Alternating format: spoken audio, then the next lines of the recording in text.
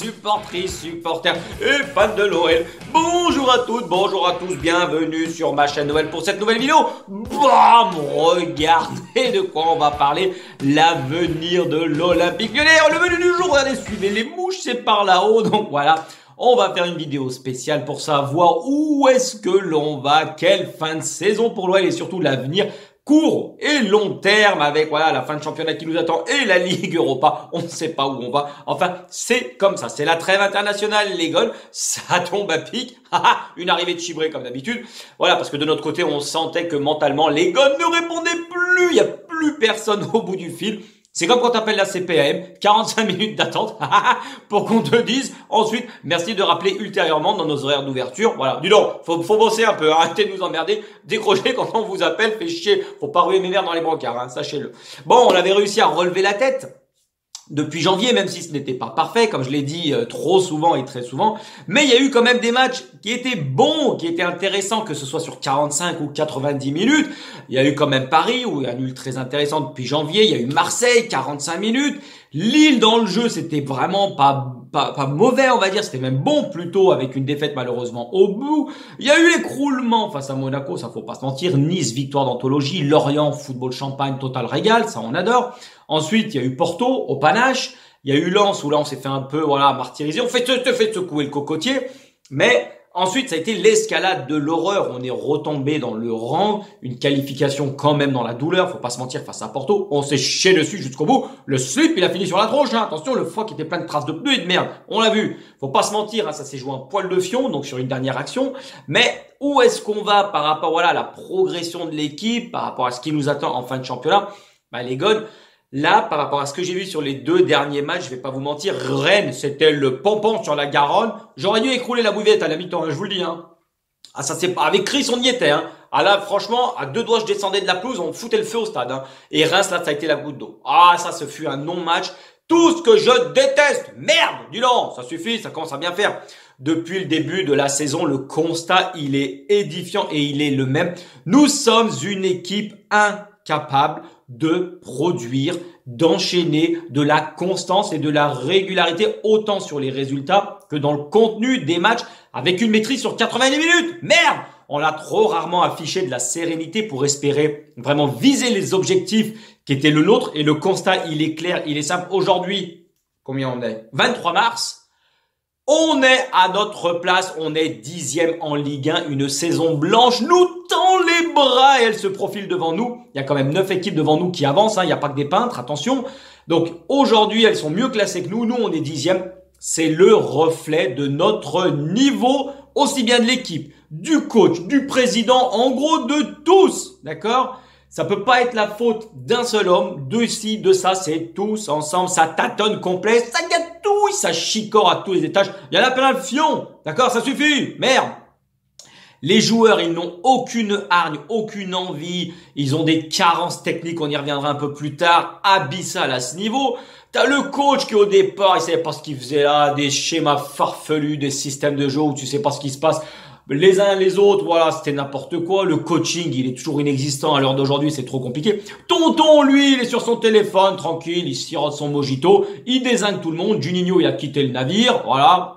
Bon, Ponceau, on sait pas qui c'était, maintenant aujourd'hui, c'est celui qui a les pleins pouvoirs. Chérou est revenu, bref, il y en a dans tous les sens, on comprend plus rien. C'est une équipe sans mordant, sans idée de jeu, qui joue en babouche ou en mule à un rythme d'EHPAD. Purée, franchement, là, c'est pas possible. On ne peut pas gagner un match de foot si on ne court pas, si on ne propose pas des solutions aux porteurs de la balle, aussi bien dans les pieds que dans la profondeur, dans les petits espaces comme dans les grands. Peu importe, les déplacements ne sont pas faits, on va pas aider le copain. Les déplacements ne sont même pas intelligents. Franchement, c'est de la bouillie de football. Tu te demandes, voilà, les joueurs, ce qu'ils foutent sur le terrain. On se demande ce qu'ils font tous les jours à l'entraînement. On libère pas la profondeur, on la prend pas. Ça ajoute. On compte que sur les attaquants pour marquer des buts. C'est simple, il y a un système de jeu où on ne comprend rien. À un moment donné, faut se claquer le fessier pour aller aider le copain pour marquer des buts sur un terrain de foot. Merde, c'est tous ensemble. Et là, franchement, c'est une partition collective. C'est de la bouillie et individuellement, c'est affligeant. D'accord? Donc franchement, qu'est-ce qui reste? Plus rien. Tout le monde est responsable, les gones. Raymond Lassiance, il l'avait dit en 2006, on vit ensemble, on meurt ensemble. Mais moi, ce que je vois surtout sur les derniers matchs, c'est annonciateur d'une fin de saison en championnat qui peut vraiment virer au cauchemar parce que j'ai l'impression que vous avez lâché. Les joueurs n'en ont plus rien à foutre et leur comportement est indigne à Reims. Il y avait des titulaires, il y avait des remplaçants, donc c'est vraiment toute l'équipe, d'accord? Et Peter Alaoui, il a pris une biscotte, il a pris le rouge, tu fous le camp, ça dégage, espèce de con, bande de nazes. À un moment donné, non, c'est pas comme ça qu'on va y arriver. On a toujours, et moi le premier, rappelez-vous, regardez toutes mes vidéos, hein, face caméra, hein, avec mes yeux de merlan frites, je vous le dis. J'ai toujours été là, j'y ai toujours cru, ne lâchez rien et ce n'est pas ce genre de comportement que je veux des guerriers, on le souhaite tous en tant que fans et passionnés de l'OL. Mais il faut se rendre à l'évidence, ça risque d'être merguez pour aller chercher l'Europa League cette saison, hormis en la gagnant. Ça c'est un autre débat. À moins d'un énorme concours de circonstances, on va pas pouvoir viser autre chose que la Ligue Banania Conférence. Franchement là, tu peux remballer tes tongs, maman, on rentre sur Melun. Hein. Ah, les vacances, elles sont finies, comme dirait Jackie Pic. Pas par vous le dire. Hein. Et faire all-in sur la Ligue Europa cette année, en espérant raccrocher Séville en finale, sachant que là, on risque de finir charrette. Hein. T'as les jambons là qu'on va jouer de l'Ouest en quart. Après, il y a le Barça potentiellement. Et t'as une dernière marche en finale. Donc attention. Hein. Moi, je peux vous dire, c'est le parcours du combattant, mais on va surtout chier Nolan. Hein. Ça va moucher rouge. Et les vacances, c'est à l'ombre qu'on va les passer. Pas besoin de prendre de maillot de bain. Hein. Ah ouais, tu mets ta capuche, tu vas t'asseoir derrière l'arbre et tu fermes ton cac-merde. Hein. Je vous l'ai toujours dit. C'est comme ça que ça va se passer, les gones. Mais non, j'y crois. Battez-vous, merde. Et qu'est-ce qu'on fait dans 3 semaines si on saute contre West Ham? Qu'est-ce qu'on va foutre en championnat pour les derniers matchs? Ne lâchez pas, s'il vous plaît. Remontez-moi cette pente savonneuse. Vous en êtes capable. Il en va de votre devoir et de notre devoir tous ensemble, les gones. N'oubliez pas que vous représentez un maillot, une ville, un blason, des couleurs, une histoire depuis 1950. Peut-être que vous en avez rien à carrer, ça j'imagine, parce que les joueurs aujourd'hui de foot majoritairement, ils en ont plus rien à péter de l'affect, du côté émotionnel, voilà, que représente un club. Ils sont là, ils font leur taf, ils rentrent chez eux, on s'en balèque. Soit. Mais n'oubliez pas que derrière Lyon, l'OL se cache des supporters, des mecs qui se déplacent. On est tout un groupe, on est des gens, on est des humains. On peut comprendre que c'est difficile dans certains moments, mais on veut des guerriers et à partir de là, on peut pardonner certaines choses, mais pas tout. Attention, le coach n'est pas con. Rien n'est jamais fini dans le foot. J'y croirai jusqu'au bout. Donc, mettez-moi le feu, mettez le bleu de chauffe, allez charbonner. Bam, ça commence à bien faire. Hein. À un moment, là, on est au pied du mur. Donc, démerdez-vous, faites ce que vous voulez. Il est vital de finir européen car le modèle économique qu'est le nôtre repose en grande partie sur une qualification européenne. Ça fait déjà 2 ans. Ça risque de faire 2 fois en 3 ans qu'on joue pas la Champions League. La Ligue Europa, c'est un moindre mal. Mais attention, on va finir par mettre sous la clé sous la porte. Hein. J'avais déjà fait une vidéo, regardez-la, sur les rentrées d'argent. Le business et plan de l'OL, c'est plus de 50, même peut-être 70% de rentrées d'argent avec les droits télé, la billetterie et le training des joueurs. Mais tout ceci, c'est le serpent qui va se mordre la queue. Pourquoi? Parce que si tu veux que ton stade soit plein, qu'on vende des maillots, qu'on vende, que tu vendes même les droits télé jusqu'au fin fond de la Slovaquie, il faut que ça tourne. Il faut que tu aies des résultats. Si tu veux que Dédé et Riton, à la mi-temps, ils aillent à la buvette et ils dépensent de l'oseille, il faut aussi que ça donne envie. Tout ceci, c'est relié, mais sans les résultats, sans une équipe attrayante, tu peux rien faire. C'est un cycle, toutes ces finances. Et tout dépend, de tes résultats sportifs, car faut pas se mentir, c'est la base, c'est ceci. Regardez, je vous mets une photo des départs, parce que là, concrètement, on sait plus où on va. On annonce Boateng, Aouar, partant. La merguez, il est en embuscade, lui aussi, on le retiendra pas. Leonidas, Dembouz, Magic Toko en cas d'offre. Adios muchachos. Sachant que Marcelo, le Big Chuck, ils ont déjà foutu le camp. Il y a le Jason qui est en fin de contrat. C'est tout ça. Là, franchement, les gones, regardez-moi, je vous le dis clairement, c'est simple. Là, tout ce qui est en train de se dire, tout ce qui est en train de se tramer, c'est tout simplement qu'on est en train de préparer la saison prochaine en prenant en considération le risque de ne pas finir européen et au minimum 4e. C'est tout ce qu'on est en train de faire. Hein, on pourra pas faire autrement, va falloir alléger la masse salariale parce que là concrètement à un moment tu peux plus faire de crédit. Déjà Pathé et ING sont barrés, IDG pardon, on sait même plus qui c'est qui va revenir en attendant. Mais la tonton me prend pas pour une banane. Hein. Je suis pas une trompette, hein. Regarde-moi, hein. Je sais très bien à d'autres. Hein. Dis donc, on sait très bien ce que tu es en train de manigancer. Sors les mallettes, allez, bon, c'est pas grave. Parce que certains diront qu'on n'est pas un top club, qu'on n'est plus un top club français. Mais les gars, bien sûr que si, on est un top club français. Il faut être honnête, il faut se le dire. Ce n'est que ma vision. Écoutez-moi. Ouvrez grand les oreilles. On a un stade magnifique. On est propriétaire en plus de ça. On a un centre de formation qui brille. On arrive à y faire émerger des talents. On a tout ce qu'il faut au niveau infrastructure. On est au top. On peut faire du surf au Groupama Stadium. Voilà, vous y allez à Well Valley, vous faites un five, vous faites du surf, vous jetez les quilles, vous jetez les boules sur le bowling, vous m'emmerdez pas, et puis vous venez au stade.